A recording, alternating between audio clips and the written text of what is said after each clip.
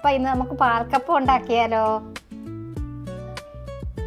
അപ്പം കപ്പ നമ്മൾ വേവിച്ച് വെച്ച് സാധാരണ ആരും എണ്ണ ഒഴിക്കാറില്ല. മോളിയും ഒരു വെറൈറ്റി ആയിട്ട് ഒരു ഇച്ചിരി എണ്ണ ഒഴിച്ച് വെച്ച കപ്പ നമുക്കിതിലോട്ട് ഇടാം.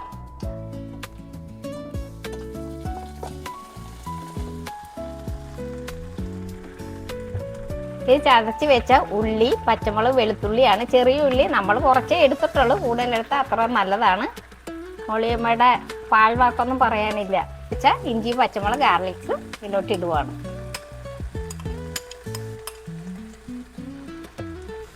അപ്പോൾ ഞാനിത് ഇളക്കി യോജിപ്പിക്കുന്നു. പിന്നെ മോളിമ്മക്ക് ഒരു തെറ്റ് പറ്റി, ഇഞ്ചി ഇതിൽ ഇടുകയല്ല കേട്ടോ. അപ്പം ഇത് ഇളക്കി നമ്മൾ യോജിപ്പിക്കുകയാണിപ്പോൾ.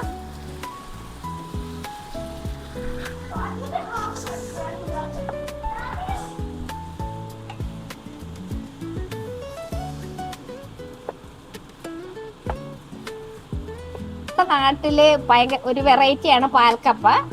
അപ്പോൾ മോളിമ്മ പല പ്രാവശ്യം ഉണ്ടാക്കിയിട്ടുണ്ട്. അപ്പോൾ ഇന്നൊന്ന് ഉണ്ടാക്കാമെന്ന് കരുതി.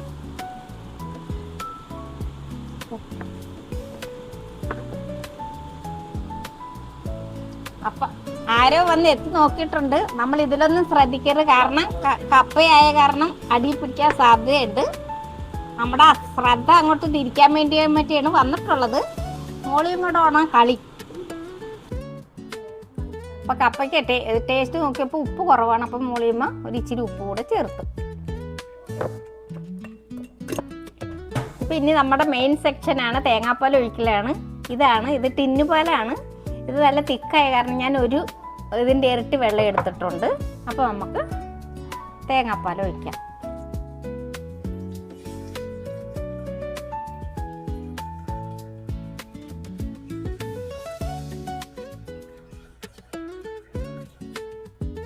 അപ്പം എല്ലാം റെഡിയായി.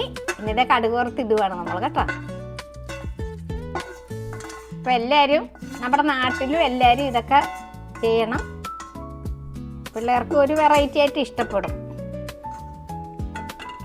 അപ്പം നമ്മുടെ പാൽക്കപ്പ റെഡിയായി.